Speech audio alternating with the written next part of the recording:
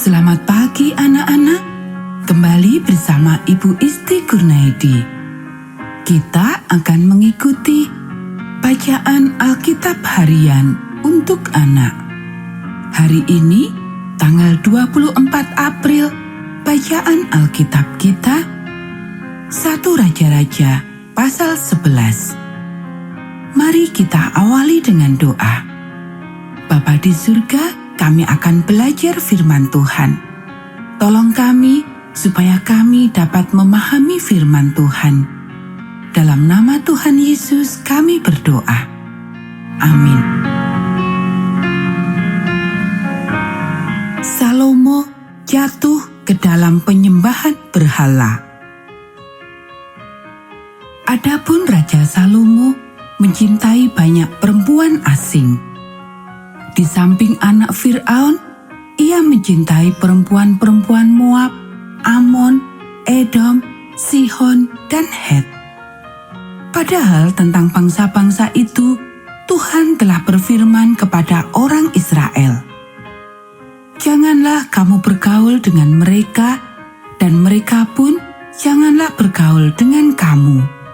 Sebab sesungguhnya mereka akan mencondongkan hatimu kepada Allah-Allah mereka." Hati Salomo telah berpaut kepada mereka dengan cinta.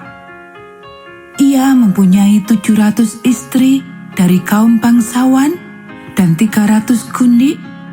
Istri-istrinya itu menarik hatinya daripada Tuhan.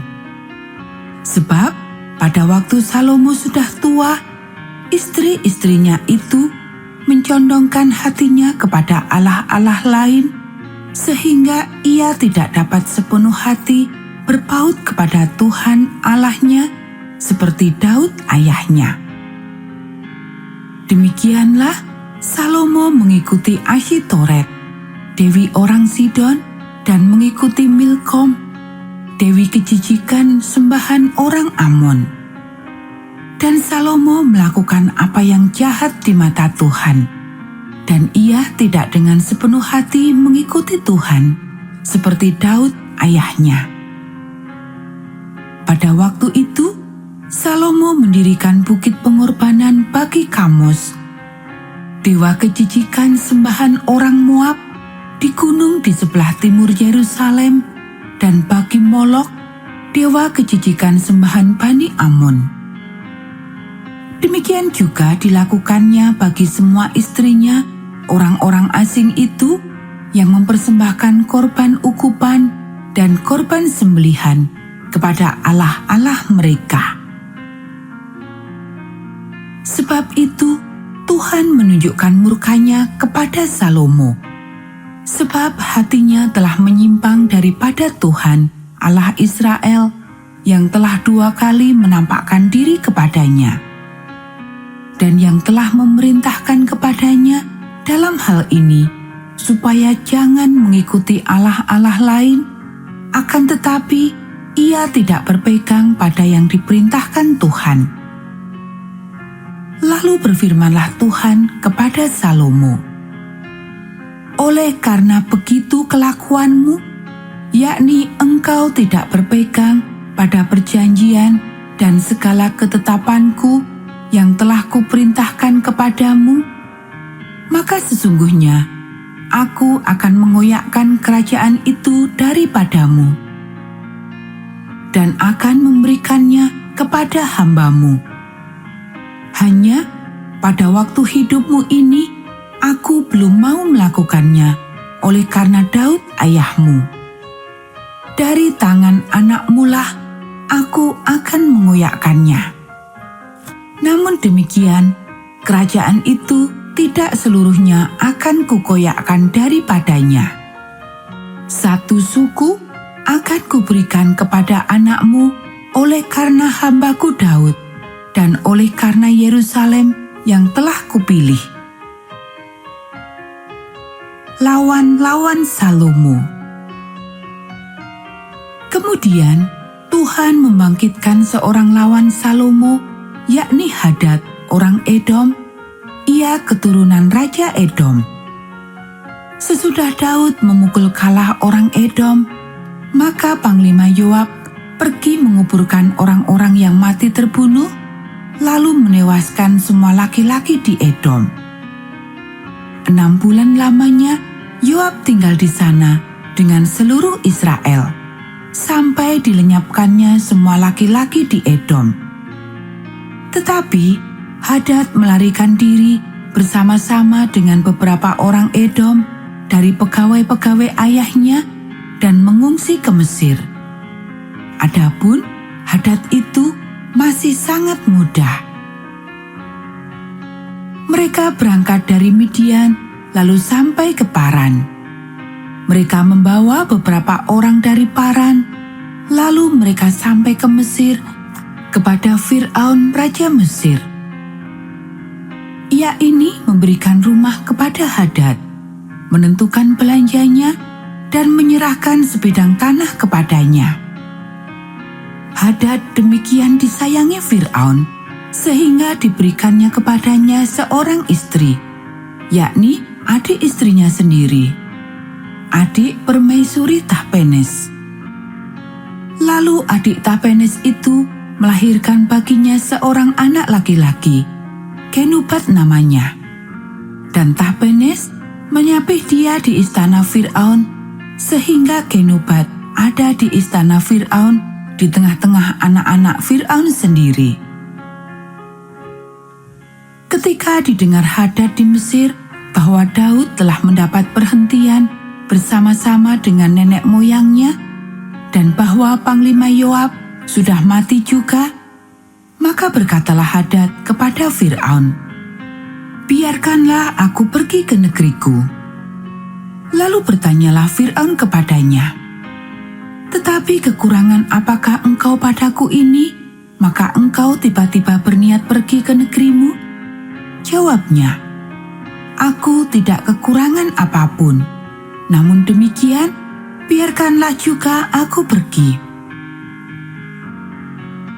Allah membangkitkan pula seorang lawan Salomo, yakni Rezon bin Elyada, yang telah melarikan diri dari tuannya, yakni Hadadezer, Raja Sobah.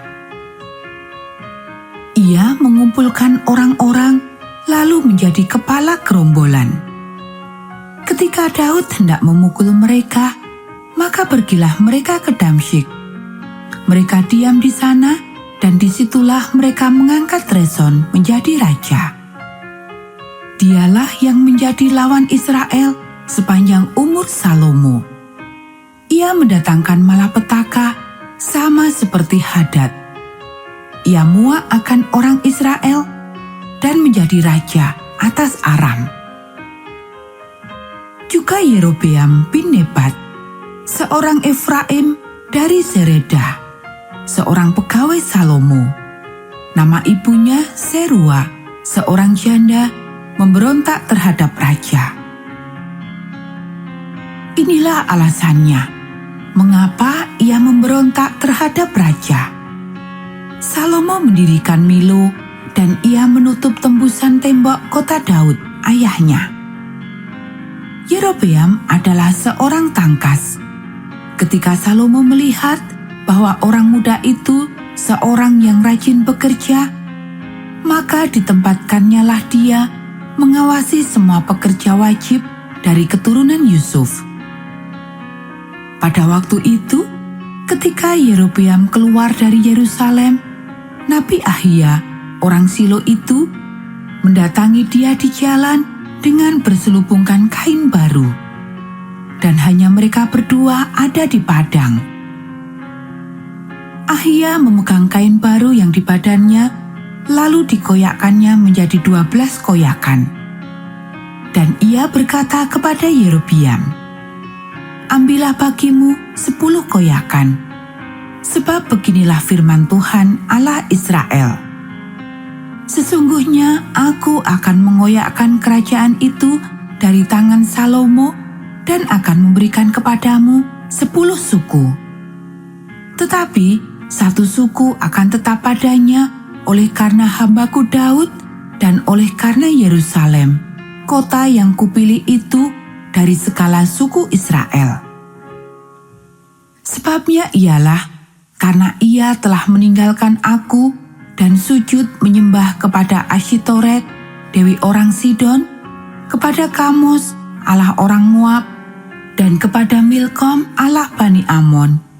Dan ia tidak hidup menurut jalan yang kutunjukkan dengan melakukan apa yang benar di mataku, dan dengan tetap mengikuti segala ketetapan dan peraturanku, seperti Daud ayahnya. Bukan dari tangannya akan kuambil seluruh kerajaan itu. Aku akan membiarkan dia tetap menjadi raja seumur hidupnya, oleh karena hambaku Daud yang telah kupilih dan yang tetap mengikuti segala perintah dan ketetapanku. Tetapi dari tangan anaknya lah aku akan mengambil kerajaan itu dan akan memberikannya kepadamu, yakni 10 suku. Dan kepada anaknya akan kuberikan 1 suku, supaya hambaku Daud selalu mempunyai keturunan di hadapanku di Yerusalem, kota yang kupilih bagiku, supaya namaku tinggal di sana. Maka engkau ini akan kuambil, supaya engkau memerintah atas segala yang dikehendaki hatimu dan menjadi raja atas Israel. Dan jika engkau mendengarkan segala yang kuperintahkan kepadamu dan hidup menurut jalan yang kutunjukkan dan melakukan apa yang benar di mataku, dengan tetap mengikuti segala ketetapan dan perintahku, seperti yang telah dilakukan oleh hambaku Daud, maka aku akan menyertai engkau dan aku akan membangunkan bagimu suatu keluarga yang teguh, seperti yang kubangunkan bagi Daud, dan aku akan memberikan orang Israel kepadamu. Dan untuk itu, aku akan merendahkan keturunan Daud, tetapi bukan untuk selamanya. Lalu Salomo berikhtiar membunuh Yerobeam. Tetapi Yerobeam bangkit dan melarikan diri ke Mesir kepada Sisak raja Mesir. Dan di Mesirlah ia tinggal sampai Salomo mati. Salomo mati. Selebihnya dari riwayat Salomo dan segala yang dilakukannya dan hikmatnya, bukankah semuanya itu tertulis dalam kitab riwayat Salomo? Kemudian Salomo mendapat perhentian bersama-sama dengan nenek moyangnya. Dan ia dikuburkan di kota Daud ayahnya. Maka Rehabeam anaknya menjadi raja menggantikan dia. Lamanya Salomo memerintah di Yerusalem atas seluruh Israel ialah 40 tahun. Anak-anak, demikianlah bacaan firman Tuhan hari ini. Mari kita akhiri dengan doa. Bapa di surga, terima kasih kami sudah belajar firman Tuhan. Tolong kami supaya kami dapat melakukannya. Kiranya Tuhan memberkati kami hari ini saat kami belajar, bermain, dan membantu orang tua. Dalam nama Tuhan Yesus kami berdoa. Amin.